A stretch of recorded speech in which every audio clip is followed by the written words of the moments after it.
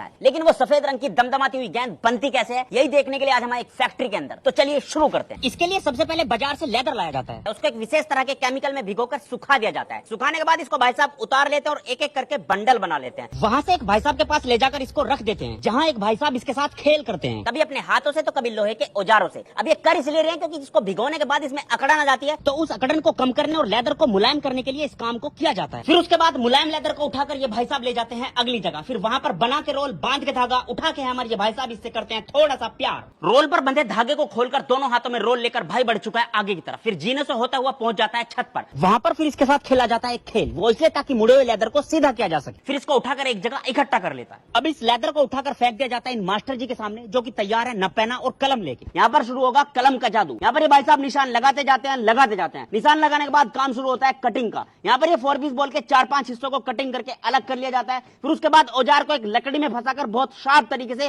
बिल्कुल मशीन की तरह कटिंग शुरू करते हैं और 4 पीस बॉल के एक एक हिस्से को कटिंग करके अलग कर लेते हैं। उसके बाद सारे हिस्सों को एक जगह जोड़ लिया जाता है, सारे हिस्सों को एक जगह रस्सी में बांधकर लेकर जाया जाता है दूसरी जगह। तो चलिए देखते हैं उसको भी। अब सारे हिस्सों को उठाकर इस भाई को दे दिया जाता है। यहाँ से ये 2 पीस को उठाकर काम शुरू कर देता है सिलाई का। सिलाई करने के बाद ये गेंद का आधा हिस्सा तैयार कर देता है, जो कि देखने में बिल्कुल छोटे बाउल की तरह लगता है। अब इसके साथ थोड़ा खेलकर बढ़िया तरीके से बांधकर खींचकर पहुंचा दिया जाता है एक चाचा के पास। यहाँ पर चाचा तैयार है फेविकोल लेकर। फेविकोल उठाकर इसके अंदर थोड़ा थोड़ा फेविकोल चिपकाते हैं, ताकि इसके अंदर दूसरे किस्म का लेदर चिपकाया जा सके। वो इसलिए ताकि इस गेंद की और ज्यादा मजबूताई बन सके और इसको सिंगल लेयर से डबल लेयर बनाया जा सके। और फिर इसको चाचा रामफल उठाकर ले जाते हैं एक मशीन के पास, जहाँ पर इसको असलियत में गेंद का आकार दे दिया जाता है और जो बाकी बचा लेदर है उसको अलग कर दिया जाएगा। और फिर इसकी नापतोल की जाती है, देखने के लिए कि हमारे पैरामीटर पर खरी उतर रही है या नहीं। अब लेदर गेंद बनने के लिए उसके अंदर एक छोटी गेंद को फिट किया जाता है। अब उसको फिट करने के बाद, सेट करने के बाद इसको पहुंचा दिया जाता है एक भाई साहब के पास। वहां पर इसमें वैक्स लगाते हैं, वैक्स लगा के अपनी मशीन के अंदर इसको सेट करते हैं। बड़ी मशक्कत के बाद इसको जब ये सेट हो जाती है